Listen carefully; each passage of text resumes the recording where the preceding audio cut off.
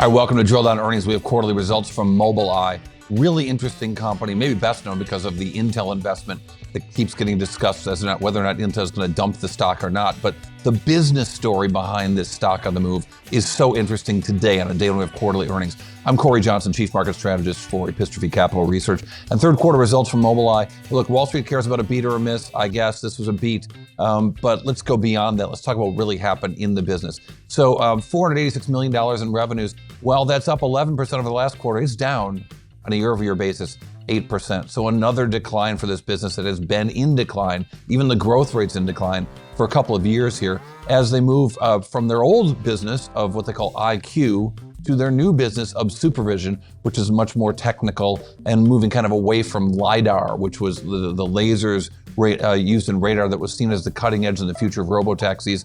Maybe not so much for the future of every other car out there. So let's talk about what's going on with this business. And I mentioned the 10 cents in earnings, or I mentioned the earnings beat. It's had a big charge in the quarter. Writing down an investment was a non-cash charge. You got to strip that out in order to get to that number. And I'm going to use that non-GAAP number, which I normally don't use, but it's non-cash. I really want to understand what's going on with the business here. So a 9% reduction in IQ helped lead to an 8% reduction overall in revenues on a year-over-year basis. And specifically, this is about China OEMs moving away from Mobileye. What's interesting is that Mobileye sees their really big advantage in whether it's going to be fully automated cars and robo-taxis, or just what is known as ADAS, which is Advanced Driver Assistance Systems.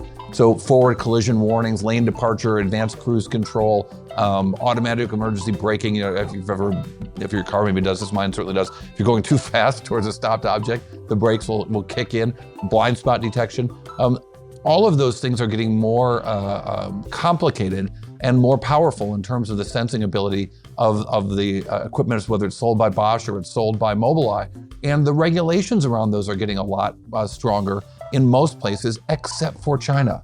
And so there are some Chinese manufacturers who are taking away Mobileye's old IQ business because they're not up to the US or the European regulatory standards. Those products will never be sold in the US, but in China, there are cheaper and cheaper products that aren't as safe, but they're allowed to be sold there, not here.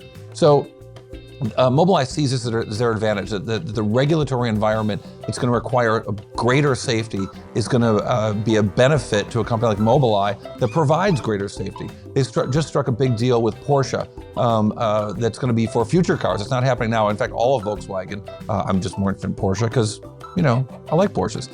But we see these future Porsches are going to have all of these things that used to be provided by Bosch, greater things supposedly coming from Mobileye. So there was a rebound in the growth for they lump it all together, IQ and supervision. They tell us that anecdotally that IQ is going down and supervision is going up. Nonetheless, up 13% on a sequential basis, and that's really good. But nonetheless, their inventory problems persist. This company alone has $457 million worth of inventory on their books. And so inventory at Mobileye, inventory at the customer is hurting this company's growth prospects, and indeed it's hurting their operating profits as well, because if they can't sell more and they've still got these fixed costs, it's a problem. They had a negative 23% operating margin in the quarter. Not as bad as 100% 2 quarters ago, but still not good. Saw the stock react when the numbers came out. The stock was up 3%, not that great, but after a 59% decline in this year, the problem's certainly not over for Mobileye. So a lot of questions on the conference call about not just what's happening in the market now, but they may have been approved by some potential vendors, but those vendors aren't shopping in the size that Mobileye needs right now.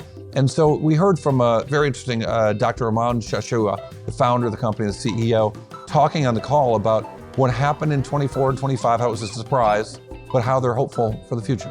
Now, we have clearly experienced unforeseen headwinds that have impacted 2024 and 2025 market expectations. But in terms of the strategic objective intended to set us up for major top-line growth and operating leverage in 2026 and beyond, we believe we have made substantial progress. First, in terms of ADAS, our top 10 customers represent more than 80% of our volume and approximately 50% of current global auto production. If we look across 2022 through 2024, we have achieved follow-on ADAS design wins from all of these automakers. The vast majority of these projects extend our business with these OEMs into the early 2030s. Outside of China, we have seen no new or existing competitors emerge to challenge us for these customers. So again, with the China business just not good because the great technology from Mobileye isn't needed because the regulatory requirements aren't there, and some car companies are willing to sell some less safe vehicles for less money. But outside of that, they think that's the really big advantage, growing from a regulatory standpoint into a business standpoint. All right, what's it all mean? Your big drill down earnings takeaway? Well, Mobileye, third quarter earnings, the essential summary tells us that there were $486 million in revenues. And while that's up from last quarter, 11%, it's down 8%, I should say, over a year. Those revenue declines continue. But the one number that tells us a whole lot, I think more than anything else, is 167. They have 167 days of inventory at Mobileye, a lot more inventory out at the customer level. The problems aren't over for this interesting Israeli technology company. All right, thanks for listening to Drill on Earnings. I'm Cory Johnson.